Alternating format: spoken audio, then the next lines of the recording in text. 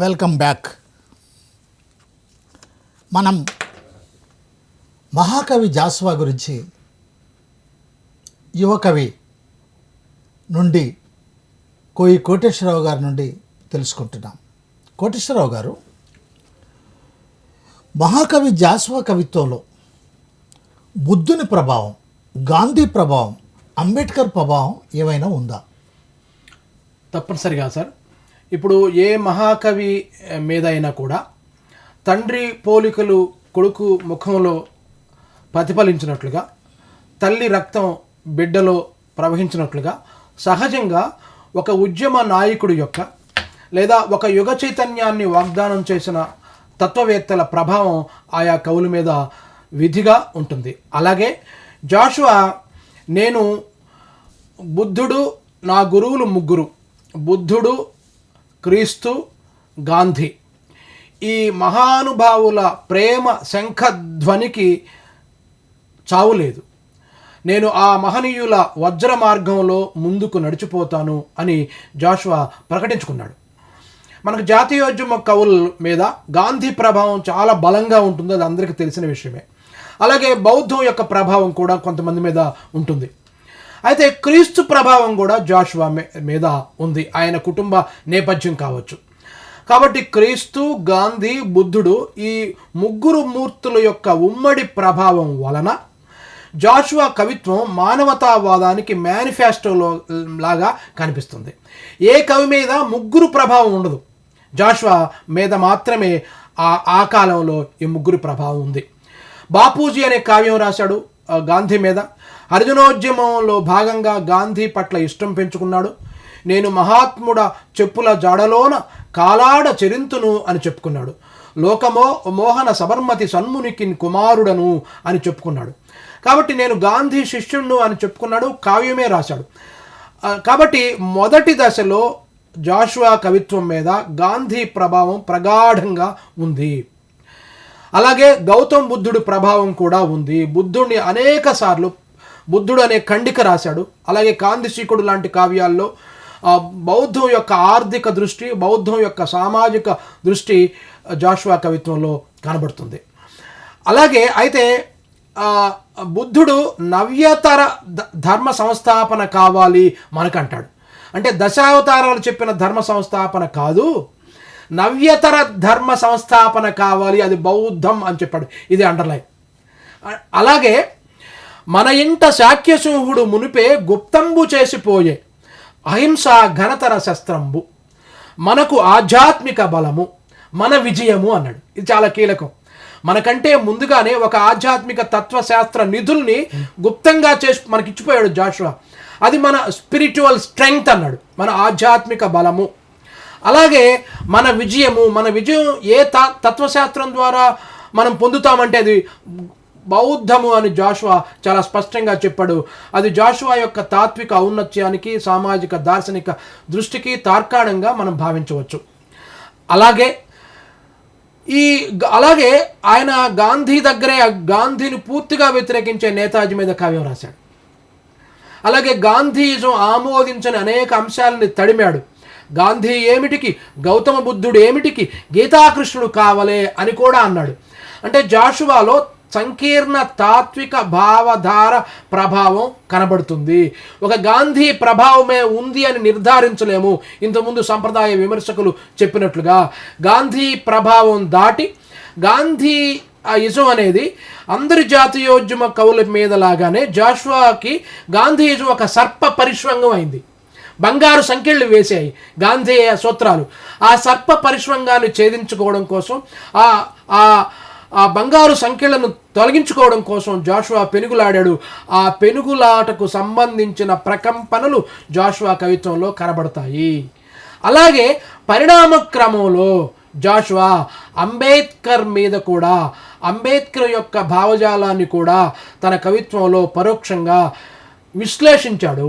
చాలామంది జాషువా మీద అంబేద్కర్ ప్రభావం ఎందుకు లేదు, గాంధీ ప్రభావం మాత్రమే ఎందుకుంది, ఆయన ఎలా డెమోక్రటిక్ పొయిట్గా మనం అర్థం చేసుకోవాలి, అంటే కాలంతో పాటు ఎందుకు ఆయన నడవలేదు అని విమర్శించారు. కానీ జాషువాకి అంబేద్కర్ యొక్క తాత్విక దృక్పథం జాషువాలో పరిణామ క్రమంలో కనబడుతుంది. 44లో గబ్బిలంలో అంబేద్కర్ గురించి ఒక పద్యం రాశాడు. అంటే గబ్బిలమా, నీకు అంబేద్కర్ కనబడతాడు, ఆయన కానీ నిన్ను మెచ్చుకుంటే నీ జయం ఆరంభమైంది. కలడు అంబేద్కరుడు మదీయ సోదరుడు, మాకై అష్ట కష్టాలకు బలి అయి సీమకు ఓయి క్రమ్మరిన విద్వాంసుడు. మా కోసం కష్టాలు పడి విదేశాలకు వెళ్ళి మా కోసం ఆలోచించే ఒక అంబేద్కర్ ఉన్నాడు, ఆయన కానీ గబ్బిలమా మెచ్చుకుంటే నీ విజయం ఆరంభమవుతుంది అని అంబేద్కర్ని ఒక విద్యావేత్తగా మాత్రమే అర్థం చేసుకున్నాడు. కానీ 56లో అంబేద్కర్ చనిపోయిన తర్వాత జాషువా శ్రద్ధాంజలి పేరుతో 5 పద్యాలు రాశాడు. శాంతి సంగ్రామోద్దండులతో పోరు సల్పి యావజ్జగంబు ఆమోదింపగా నిద్ర మేల్కొలిపినావు ఆత్మీయ జాతీయులను అంటాడు. శాంతి సంగ్రామోద్దండు ఎవరు? గాంధీ. కాబట్టి గాంధీతో యుద్ధం చేసి నువ్వు గెలిచావు, దాన్ని అందరూ ఆమోదించారు అని 56 కల్లా, అంటే తన గురువునే నువ్వు గెలిచావు అనే జాషువా భావజాల పరిణామం వచ్చిందేమో అని మనం పరిశోధించాల్సిన అవసరం కూడా ఉంది. లేకపోతే తన గురువు గాంధీని గెలిచావు నువ్వు, దాన్ని అందరూ ఆమోదించారని చెప్పలేడు కదా. అలాగే ఇవాళ రాజ్యాధికారం గురించి మాట్లాడుతున్నాం, అంబేద్కర్ గురించి. 44లోనే జాషువా ఆశ్చర్యపోతాం మనము. వెరపు వలదు నీకు హరిజన సోదర, స్వీయ రాజ్యరథము వెడలి వచ్చే లాగి కొమ్ము నీకు భాగంబు కలదంచు పాడుచుండే రత్న భరతమాత. ఓ హరిజన సోదరుడా, ఓ దళితుడా, నువ్వు భయపడొద్దు. స్వీయ రాజ్యం అనే రథం వచ్చేసింది, దాన్ని నువ్వు ముందుకు లాక్కోవాలి, నీ షేర్ దాంట్లో ఉంటుంది, నువ్వెవరిని దేబరించాల్సిన అవసరంలా. That is your right. కాబట్టి నువ్వు దాన్ని లాక్కోవాలి అని రాజ్యాధికార ఎరుకని 44లోనే జాషువా ప్రతిపాదించడం ఆయన యొక్క తాత్విక ఔన్నత్యానికి నిదర్శనంగా భావించవచ్చు. అలాగే ఆయన ఇంకొక మాట కూడా చెప్పాడు. జాతీయోద్యమ కార్యాచరణని అనుమానించాడు, సస్పెక్ట్ చేశాడు జాషువా. అంటే అంబేద్కరు ఈ స్వాతంత్రం అనే మంత్రదండం దోపిడీ పాలక వర్గాలను అంతం చేయగలదా, లేకపోతే ఆ స్వాతంత్రం నాకెందుకు, సీసా మారుతుంది కానీ మందు ఒకటే కదా అని అన్నాడు అంబేద్కర్. జాషువా కూడా జాతీయోద్యమాన్ని, తన గురువైన గాంధీ నాయకత్వం వహించే జాతీయోద్యమాన్ని, స్వతంత్ర ఉద్యమాన్ని అనుమానించాడు. స్వాతంత్రంబను స్వర్ణ సౌధమున మా భాగంబు మా కిత్తురో ఖాతా లేదని త్రోసిపుచ్చెదరో అని చాలా కీలకంగా వ్యాఖ్యానించాడు. ఈ స్వాతంత్రం వచ్చిన తర్వాత దాంట్లో మా హక్కులకి ఏమైనా మీరు హామీ ఇస్తారా, లేకపోతే మీకు అవసరం లేరా బాబు అని ఎళ్ళగొడతారా అని అనుమానించాడు జాషువాలో ఇంకొక అంశం చెప్తాను నేను. జాతీయోద్యమ కవుల్లాగే భారతదేశాన్ని అద్భుతంగా కొనియాడాడు. నా దేశం గొప్పది, నా సంస్కృతి గొప్పది, నా తాత్వికత గొప్పది అని చెప్పాడు. సగర మాంధాత్రాది సచక్రవర్తుల అంకసీమను నిలిపినట్టి సాధ్వి బుద్ధాది ముని జనంబుల తపంబున మోద బాష్పములు విడిచిన భక్తురాలని భరతమాతని కీర్తించాడు. అదే జాషువా ఉచ్యత నీచతాయుత వితర్క భ్రష్ట దేశము అన్నాడు. ఏ జాతీయోద్యమ కవి అల్లా.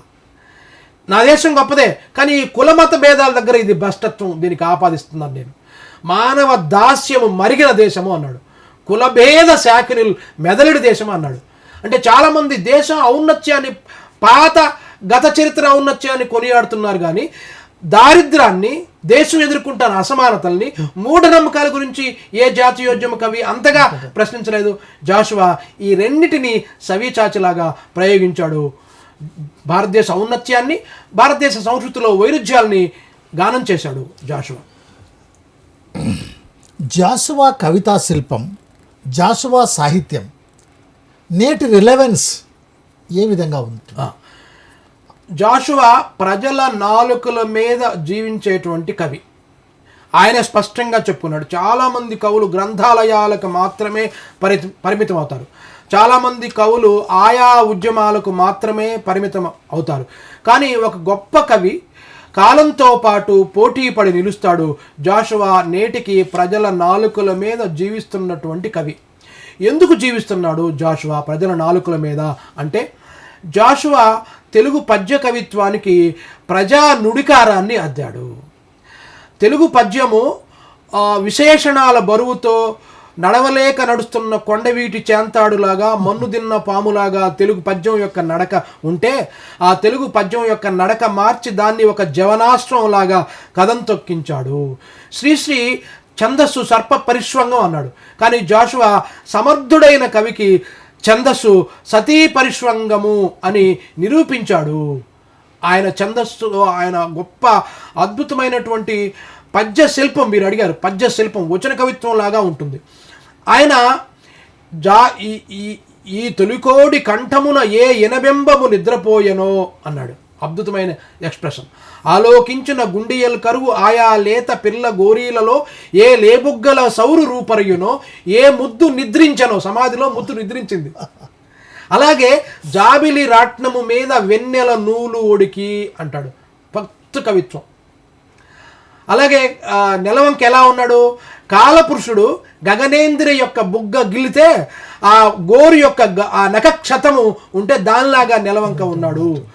విమానాన్ని ఇనుప తుమ్మిద అంటాడు. ఇలా అద్భుతమైనటువంటి నుడికారాలు, పదబంధాలు, ప్రజా వ్యవహారిక భాషతో తెలుగు పద్య కవిత్వానికి ఒక గొప్ప గమన శిల్పాన్ని జాషువా అద్దాడు. అందుకని ఆయన శిల్పం చాలా గొప్పది. అలాగే మీరు ఇందాక రాజు మరణించే నొకతార రాలిపోవు, కవియు మరణించే నొకతార గగనమెక్కు, రాజు జీవించు రాతి విగ్రహముల యందు సుకవి జీవించు ప్రజల నాలుకల యందు. ఇది సమాజంలో కవి యొక్క స్థానాన్ని జాషువా అద్భుతంగా ప్రతిష్ఠించాడు. ఎవరిది ఈ దేశంలో హైయెస్ట్ ప్రోటోకాల్ అంటే రాష్ట్రపతిది అంటాం. కానీ నైతికంగా ఎవరిది ప్రోటోకాల్? రాష్ట్రపతి కూడా ఒక మహాకవికి నమస్కారం చేయాల్సిందే. కాబట్టి రాజు కంటే కవి చాలా గొప్పవాడు. రాజు హైయెస్ట్ ప్రోటోకాల్ కాదు, రాజు కంటే కవి కూడా చాలా గొప్పవాడు. రాజు చనిపోతే ఆయన విగ్రహాలు పెడతారు, రోడ్డును విస్తరింపజేసినప్పుడు విగ్రహాలను తీసి అవతల పడేస్తాడు. కానీ కవి ప్రజల నాలుకల మీద కాలాన్ని సవాల్ చేస్తూ కవి జీవిస్తాడు. ఇప్పటికీ మనం జాషువా పద్యాల్ని వింటున్నాము. అది జాషువా యొక్క గొప్పతనము. నా కవితను విని బలా అన్నవారే నా కులం తెలుసుకొని చివాళ్ళ లేసిపోయినప్పుడు మహాకవి జాషువా పడినటువంటి వేదన, బాధ వర్ణించండి.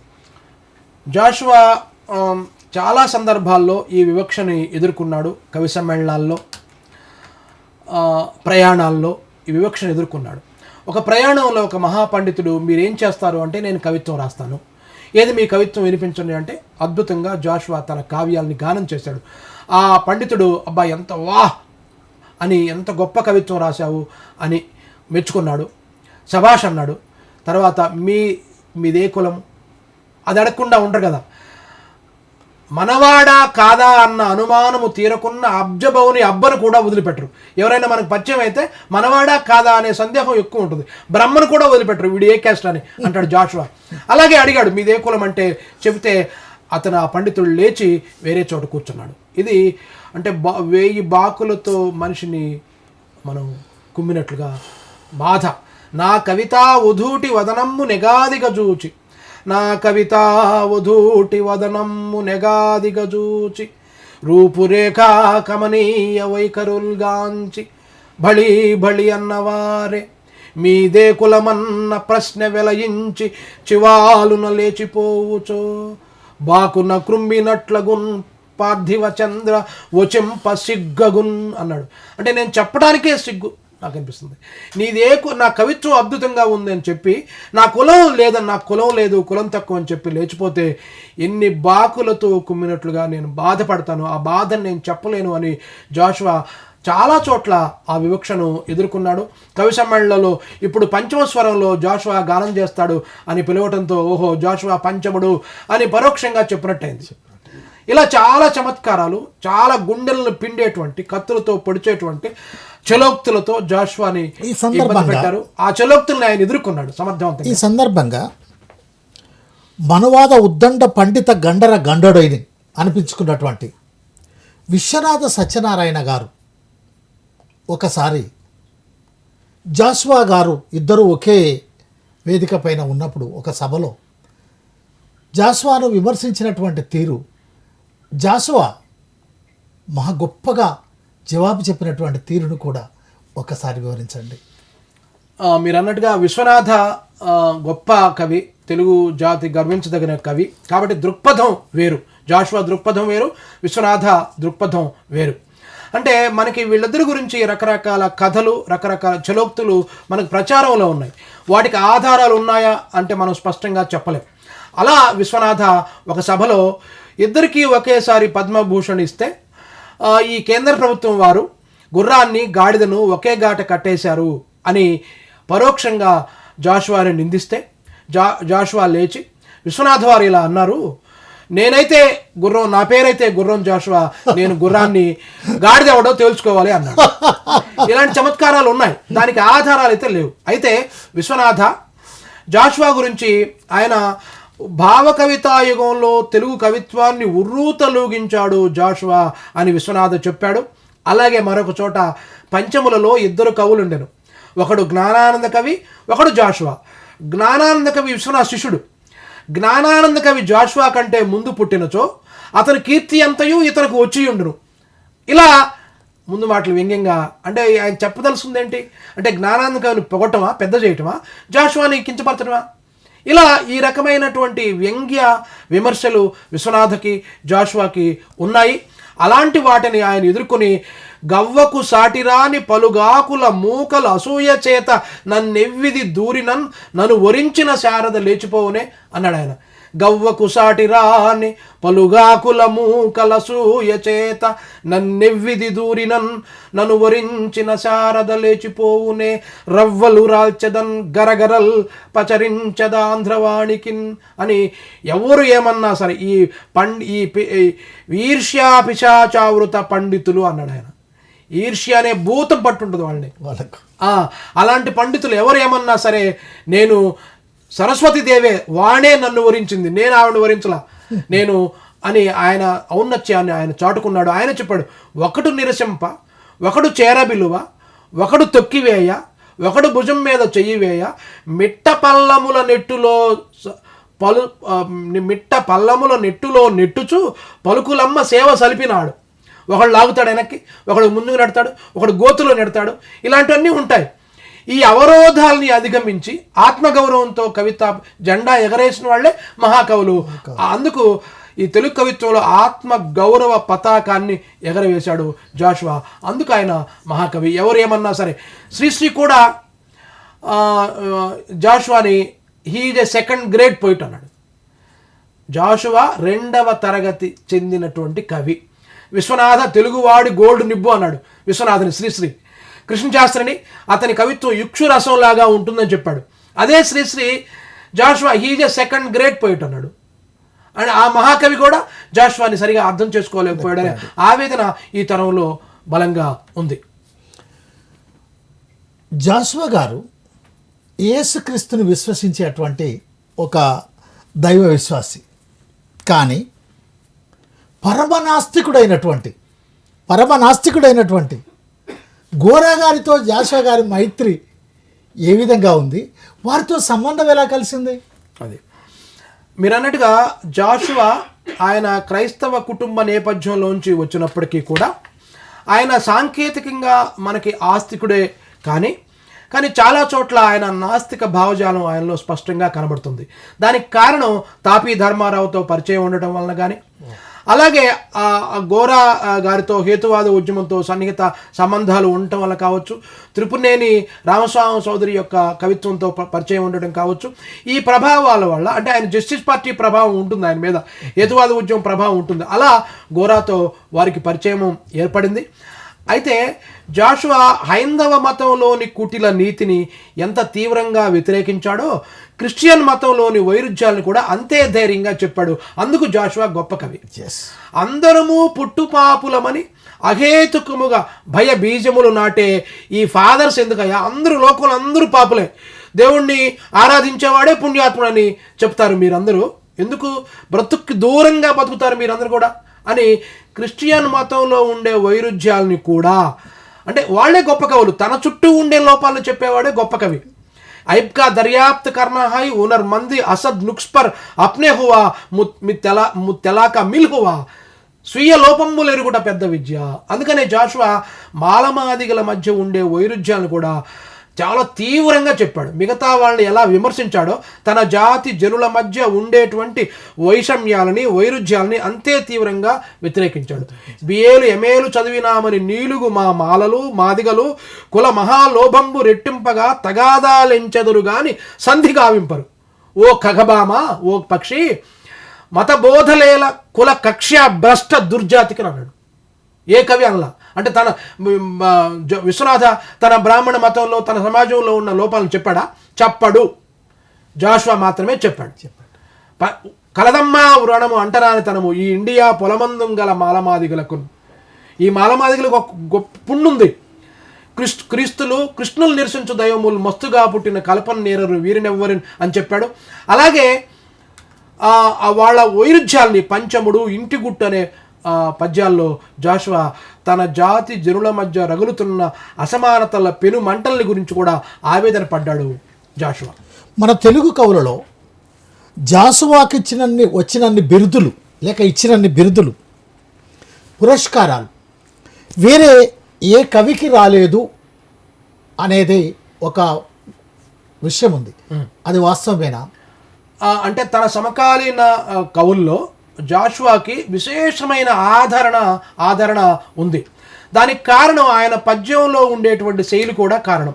అందుకనే మధుర శ్రీనాథ, కవి కోకిల, అలాగే కవితా విశారద, అలాగే పద్మభూషణ్, అలాగే పద్మశ్రీ, అలాగే కేంద్ర సాహిత్య అకాడమీ పురస్కారము, అలాగే గండపెండేరము విశ్వనాథ గురువు అయినటువంటి చెల్లపిళ్ళ వెంకట శాస్త్రి ద్వారా జాషువాకి గండపెండేరం తొడిగించారు. అది గొప్ప ఒక సామాజిక విప్లవంగా మనం భావించవచ్చు. అంటే దేనికైతే ఎవరు ప్రతినిధిగా ఉన్నారో, దేన్నైతే ఎవరు వ్యతిరేకిస్తున్నాడో ఆ ప్రతినిధి పిలిపించి ఆయనకి సన్మానించడం అనేది అది గొప్ప సంస్కారవంతమైనటువంటి చర్యగా మనం భావించవచ్చు. జాషువా తనను తాను విశ్వనరుడను అని ప్రకటించుకోవడంలోని తాత్వికత ఏమంటారు? అంటే తాను కేవలం తన సమకాలీన కవులందరూ కూడా జాషువాని పంచమ కవిగా, లేదా ఒక కింది వర్గానికి చెందినటువంటి కవిగా, లేదా గబ్బిలం రాసినటువంటి కవిగా మాత్రమే చూస్తున్నారు.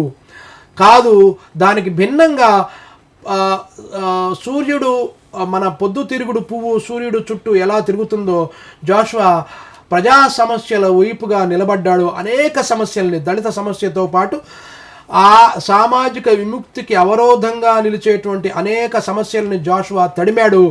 కాబట్టి ఆయన కేవలం ఈ పరిధిలోనే ఆయన్ని మనం బౌండరీలు గీయకుండా జాషువా సాహిత్యము, జాషువా లక్ష్యము విశ్వజనీయమైనది, సార్వకాలికమైనది. కాబట్టి నన్ను అలా అర్థం చేసుకోవాలి అని, నేను విశ్వనరుడను అని ఎవరేమన్నా సరే తరుగులేదు, నేను విశ్వనరుడను, నేను యూనివర్సల్ పొయెట్ అన్నాడు. ఇండైరెక్ట్గా, పరోక్షంగా ఆయన నేను ఒక విశ్వ కవిని అని చెప్పుకున్నాడు. ఇంగ్లీష్లోకి అనువాదం కాలేదు, కానీ ఇంగ్లీష్లోకి అనువాదం అయితే జాషువా యొక్క కీర్తి ప్రపంచానికి ఇంకా బాగా తెలిసేది. కాకి మాధవరావు గారు లాంటి వాళ్ళు, జంగం చిన్నయ్య లాంటి వాళ్ళు కొంత ఈ మధ్య జాషువాని ఇంగ్లీష్లోకి తెచ్చే ప్రయత్నం చేశారు. అలాగే హిందీలోకి జీవి రత్నాకర్ లాంటి వాళ్ళు తీసుకొచ్చారు. అలా ఇప్పుడిప్పుడు ప్రయత్నాలు మిగతా భాషల్లో కూడా జాషువా సాహిత్యం అనువాదం చేసే ప్రయత్నాలు జరుగుతున్నాయి. సత్య హరిచంద్ర పౌరాణిక నాటకంలో జాషువా గారు రాసినటువంటి పద్యాలు అందరినీ కంటనీరు తెప్పిస్తాయి, తీవ్ర ఆలోచనలకు గురి చేస్తాయి అని అంటారు. ఒక పద్యం చెప్పండి. ఆయన గుంటూరులో జాషువా చివరి దశలో ఆయన ఇంటికి దగ్గరలో శ్మశానం ఉండేది. ఆ శ్మశానంలో జరిగే అవన్నీ కూడా ఆయన ప్రత్యక్షంగా చూసేవాడు. అలాగే అంతకుముందు శ్మశానం గురించి సుప్తాస్తికలు అని శ్రీశ్రీ కూడా రాశాడు. అంతకుముందు శ్మశానం గురించి ఒకరిద్దరు కవులు ప్రస్తావించారు. కానీ వాటికంటే భిన్నంగా, ఆ కవిత్వం కంటే పరమ ఆర్ద్రంగా జాషువా శ్మశానాన్ని గురించి చెప్పాడు. జాషువా అందరూ శ్మశానాన్ని అదొక అశుభ సూచకంగా చెప్పారు. అది అవని పాలించు భస్మ సింహాసనం అన్నాడు. అవని పాలించి ఇక్కడే తత్వవేత్తలు, ఇక్కడే మహాకవులు, ఇక్కడే కళాకారులు అందరూ ఇక్కడే చనిపోతారు. ఇచ్చోటనే సత్కవీంద్రుని కమ్మని కలము నిప్పులలోన కరిగిపోయే, ఇచ్చోటనే ఎట్టి పేరెన్నికనుగొన్న చిత్రరేఖకుని కుంచె నశించే. ఇలా చాలామంది కవులు, కళాకారులు ఇక్కడే చనిపోయారు అని చెబుతూనే ఒక మాట అంటాడు, అస్పృశ్యత సంచరించుటకు తావే లేదు. అది ఆయన బాధ. అంటే ఎక్కడ ప్రపంచంలో ఎక్కడికి వెళ్ళినా అస్పృశ్యత ఉంది. అమ్మయ్యా, ఈ శ్మశానంలో మాత్రం నన్ను అస్పృశ్యతతో చూసేవాళ్ళు, నన్ను అంట్రాని కవిగా చూసేవాళ్ళు ఈ శ్మశానంలో లేరు అని పరిగెత్తి అమ్మయ్య ఇక్కడ మాత్రం అస్పృశ్యత సంచరించుటకు తావే లేదు అని శ్మశానాన్ని ఒక తాత్వికమైనటువంటి స్ఫూర్తితో వ్యాఖ్యానించాడు. జనన మరణాలకు అతీతంగా శ్మశానంలో ఉండే బూడిద కాదు, ఆ బూడిదలో ఉండే జీవన తాత్విక దృష్టిని ఆయన కవిత్వంగా రాశాడు. కాబట్టి జాషువా ఆ శ్మశానం గురించి రాసిన పద్యాలు ఇప్పటికీ కూడా ప్రజల నోళ్లలో నానుతున్నాయి, పద్య నాటకాల్లో ప్రతిధ్వనిస్తూ ఉన్నాయి. కోటేశ్వరరావు గారు, చివరిగా 2 విషయాలు వివరించండి. ఒకటి, మహాకవి జాషువా నుండి ఈనాటి దళిత బహుజన శక్తులు ఏం నేర్చుకోవాలంటారు? జాషువా కుల నిర్మూలన పోరాటం యొక్క ఆవశ్యకతను తెలియజేశాడు. అకలంకంబగు హేతువాదము, సాంఘిక కళ్యాణ పిపాస, అలాగే ఈ 2 నా కవితా లక్షణాలు అని చెప్పుకున్నాడు. అకలంకంబగు హేతువాదం ఉండాలి కవికి. ఆ హేతువాద దృక్పథం, శాస్త్రీయ దృక్పథం ఉండాలి. మీ దేవుళ్ళని మీరు నమ్మితే నమ్మండి, కానీ దానికి భిన్నంగా శాస్త్రీయ దృక్పథం ఉండాలి కవికి. ఇవాళ ఆ శాస్త్రీయ వైజ్ఞానిక దృక్పథం కవికి అనివార్యంగా ఉండాలి. అలాగే సాంఘిక కళ్యాణ పిపాస ఉండాలి. ఏడ్చు కవి ఒకండు, పాషాణ కవి ఒకండు, వీళ్ళందరూ కవులు తెలుగు సాహిత్యంలో ఉన్నారు. ఒకడు ఏడుస్తూ ఉంటారు, దిగిరాను దిగిరాను భూమి నుండి దివికని ఏడుస్తూ ఉంటాడు. ఒకడు నేను పాషాణ కవిని, ఎప్పుడూ శ్రీకృష్ణ రాధా రతుల గురించి కవిత్వం రాస్తూ ఉంటాడు. పౌరాణిక నాటకాల గురించి, పౌరాణిక కథల గురించి రాస్తూ ఉంటాడని ఆకాశవాణి యొక్క పరిమితులను కూడా తిట్టాడు. అంటే నువ్వు ఎప్పుడు ప్రాచీన భారతీయ సంస్కృతి మీద కథలు చెప్తా ఉంటావు, పేదవాని ఆకలి మంటల గురించి నువ్వు ఒక పాట కూడా ప్రసారం చేయవా ఓ ఆకాశవాణి అని పత్రికల్లో ఉండే కులతత్వాన్ని, ఆకాశవాణిలో ఉండే కులతత్వాన్ని జాషువా చెప్పాడు. కాబట్టి ఈనాటి జాషువా కవిత్వం నుంచి ఈనాటి తరం ఆ రకమైన సాంఘిక కళ్యాణ పిపాస, ఆ రకమైన సాంస్కృతిక విప్లవ దృష్టి, ఆ రకమైన శిల్ప దృష్టి, అంటే సాహిత్య చైతన్యం ఎంత అవసరమో కవితా చైతన్యం కూడా అంత అవసరం, నేర్చుకోవాల్సిన అవసరం ఉంది. మత కలహాగ్నిలో కరిగి మన్నైపోయిన మానవ రక్త ప్రతతుల నిర్జరుల ఈ క్షితిలో పరిక్షిప్తమైంది క్షితి అంటాడు. అంతే, మత కల్లోల్లో ఉన్నటువంటి ఆ రక్తంలో ఈ నేల తడిసిపోయింది అన్నాడు ఆ జాషువా. ఇప్పుడు అంతటి మహా గొప్ప కవి ఇచ్చినటువంటి ఈ కవితా శిల్పం ఏదైతే ఉందో దాన్ని ఈనాడున్నటువంటి నవ యువ కవులు దాన్ని ముందుకు తీసుకుపోవటం కోసం ఎలాంటి ప్రయత్నం చేయాలంటారు? జాషువా కవితా వారసత్వం మనకి కారంచేడు ఉద్యమం తర్వాత, అంటే జాషువా తరంలో కూడా బీర్నీడి మోషే, జాల రంగకవి, కుసుమ ధర్మన్న లాంటి అద్భుతమైన కవులు జాషువా కంటే ముందు కూడా ఉన్నారు. అద్భుతంగా రాజకీయ దృక్పథం కలిగిన బోయి భీమన్న కావచ్చు, జ్ఞానానంద కవి కావచ్చు, బీర్నీడి ప్రసన్న, గద్దెల జోసెఫ్ ఇలా ఉన్నారు. తర్వాత కొల్ఫ్లూరు ఇనాక్ గారు, శంభుక, తర్వాత బోయి జంగే లాంటి కవులు జాషువా సాహిత్యానికి, ఈ తరం సాహిత్యానికి వారధిలాగా కనపడతారు. కారంచేడు తర్వాత వచ్చిన ఆత్మగౌరవ పోరాటాల నేపథ్యంలో వామపక్ష ఉద్యమాలు ఇచ్చినటువంటి స్ఫూర్తితో చిక్కనవుతున్న పాట తర్వాత గొప్ప దళిత సాహిత్య యుగం ప్రారంభమైంది. కత్తి పద్మారావు కావచ్చు, లక్ష్మీనరసింహ గారు తెచ్చినటువంటి ఆ కవితా సంకలనం వాళ్ళు కావచ్చు, బొజ్జా తారకం గారు కావచ్చు, ఇంగ్లాల జ్ఞానబోధి గారు కావచ్చు, నారగౌని గారు కావచ్చు, అలా వీళ్ళందరి నేపథ్యం వల్ల అద్భుతమైన ఒక 150కి పైగా దళిత కవులు అద్భుతమైన సంకలనాలు, సాహిత్యం తీసుకొచ్చారు. అది తెలుగు సాహిత్యంలో చాలా గొప్ప సాహిత్యంగా మనం భావించవచ్చు. అంటే జాషువా సాహిత్య వారసత్వాన్ని ఈనాటి దళిత బహుజన కవులు అందిపుచ్చుకున్నారు, దాన్ని మరింత ముందుకు తీసుకెళ్తున్నారు. అది జాషువా సాహిత్యం యొక్క విజయంగా మనం భావించవచ్చు. చాలా సంతోషం, మీరు మా స్టూడియోకి వచ్చి మా వీక్షకులకు మహాకవి జాషువా గురించి చాలా వివరంగా వివరించారు. అంతేకాదు ఈనాటి కవులు, కళాకారులు, దళిత బహుజన శక్తులు మహాకవి జాషువా నుండి ఏం నేర్చుకోవాలో కూడా చాలా స్పష్టంగా తెలియజేశారు. కులం ఉన్నంత వరకు, పేదరికం ఉన్నంత వరకు, కులమత వివక్షత ఉన్నంత వరకు జాషువా ఉంటాడు. జాషువా ఉంటాడు. తరతరాలు ఎన్నైనా కానీ దోపిడి పీడనలు, కుల పీడనలు పోయేంత వరకు జాషువా ఉంటాడు. జాషువా కవిత్వం ఉంటుందని తెలియజేశారు. అంతేకాదు జాషువా నుండి తాను చెప్పినటువంటి తన 2 గురువులు ఎవరైతే ఉన్నారో అది ఈనాడు కుంగిపోకుండా, పొంగిపోకుండా, పేదరికాన్ని కుంగిపోకుండా, కుల వివక్షతలు, మత వివక్షతలకు బలైపోకుండా తిరుగుబాటు వహించి ఈనాడు దేశాన్ని, రాష్ట్రాన్ని, ప్రజల్ని అనేక విధాలుగా కుల మతాల సుడిగుండంలో వేసి ఒక అగమ్య గోచరాన్ని సృష్టిస్తున్నటువంటి మతవాదానికి వ్యతిరేకంగా, కులవాదానికి వ్యతిరేకంగా బహుజన దళిత శక్తులన్నీ కూడా జాస్వా మార్గంలో పయనించాలని మనవి చేస్తున్నాం. 127 సంవత్సరాల క్రితం జాస్వా తల్లిదండ్రులు కులాంతర మతాంతర వివాహాలు చేసుకున్నారు.